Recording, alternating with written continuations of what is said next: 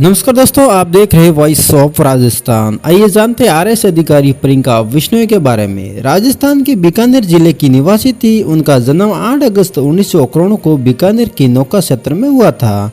उनका परिवार बिश्नोई समाज से आता है, जो पर्यावरण और समाज सेवा के लिए जाना जाता है। प्रियंका पालन पोषण एक शक्तित्व महिला के रूप में हुआ था, जिनका कम उम्र में अपने पिता का सपना पूरा करने की ठान ली थी। प्रियंका बिश्नोई की शिक्षा शुरुआत में ही नौका में हुई। वह बचपन से होशियार छात्रा थी।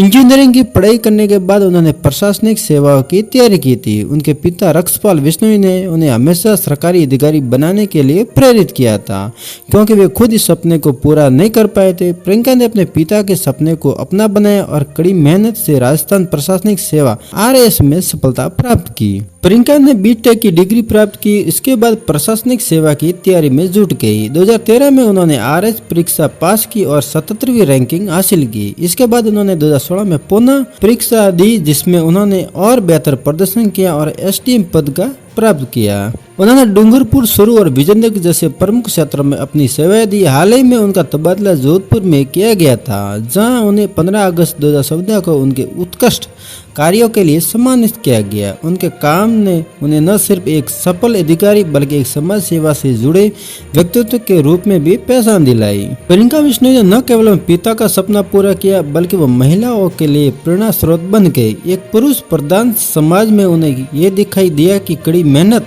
दृढ़ संकल्प, समर्पण से कोई भी लक्ष्य हासिल किया जा सकता है। उनका जीवन संदेश था कि महिलाएं किसी भी क्षेत्र में सफलता हासिल कर सकती है, यदि उन्हें सही दिशा और प्रियंका का विवाह विक्रम सिंह से हुआ था, जो राजस्थान की आबकारी अधिकारी में इंस्पेक्टर है। शादी के बाद प्रियंका ने अपने करियर में निरंतर आगे बढ़ते हुए अपने पति और परिवार का समर्थन प्राप्त किया। उनका व्यक्तित्व जीवन समाज में आदर्श के रूप में देखा जाता है, क्योंकि वे कार्य क्षेत्र और परिवार के बीच संतुलन बनाए चलती थी। बिश्नोई की आकस्मिक मृत्यु से सभी को स्तंभ कर दिया। वह कुछ समय से पेट की बीमारी से जूझ रही थी। इसके इलाज के लिए उन्हें जोधपुर के वसुंधरा अस्पताल में भर्ती कराया गया था। स्थिति बिगड़ने के बाद उन्हें अहमदाबाद के CIMS अस्पताल में रेफर किया गया, जहां 18 सितंबर 2024 को उनका निधन हो गया। परिवार ने अस्पताल प्रशासन पर इलाज में लापरवाही का आरोप लगाया। प्रियंका के ऑपरेशन के दौरान ज्यादा एनेस्थीसिया दिए जाने के कारण उनकी हालत और बिगड़ गई। वह कोमा में चले गए और अंत में ब्रेन डेड हो गई। ये घटना पूरे राजस्थान को झकझोर कर देने वाली है। प्रियंका बिश्नोई के निधन से समाज में एक गहरी छाप छोड़ी और उनका जाना एक पूर्णनीय सत्य साबित हुआ।